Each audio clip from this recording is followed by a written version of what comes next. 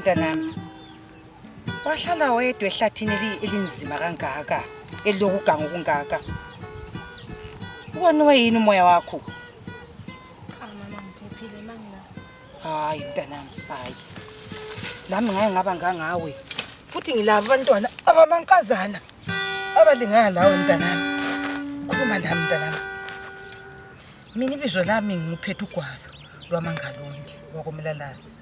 Ngidabuka le kwelika Mahlabezulu, kwelika Mthwakazi.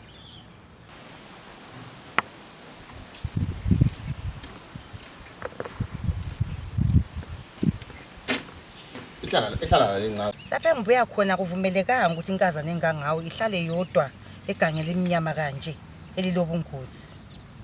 Ule minyaka emingaki mntanami? Ngina 20 years na. Ngineminyaka 2 ngaqeda isikole.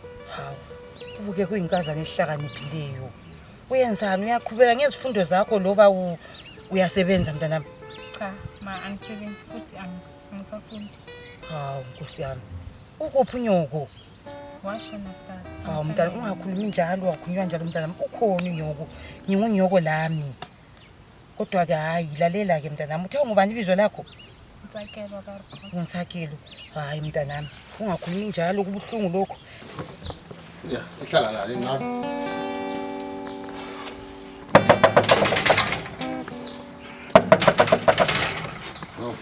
Vula. Ukhona. Ithendele lihle ngelikhaya ligijima mntanami. Bamba lapha. Sanibona baba, singanisiza? Asambe ilaso isikhathi. Abantu bangilindile mina. Asambe.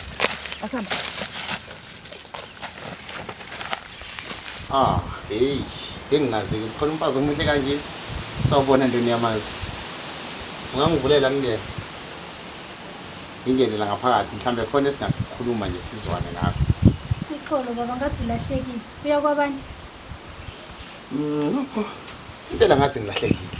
Ngiyabanhliziyo ngesi. Ungangivulela sikhuluma. Ingene ngaphakathi. Ayikho nje into engizokuvulela yona mina wena. Ufika la ugogoziso kwamkhwanazi zenzi on kade uzongibhedela.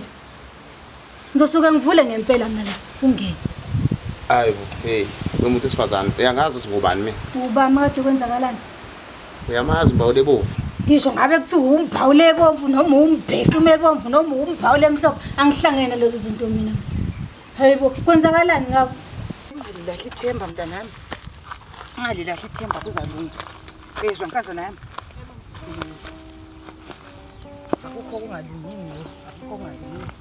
Konke kuyalunga.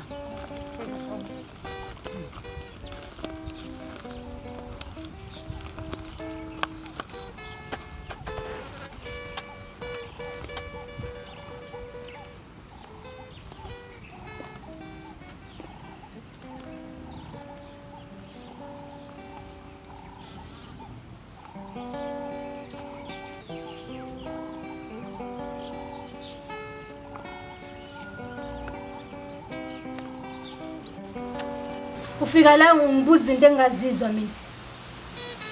Into engizo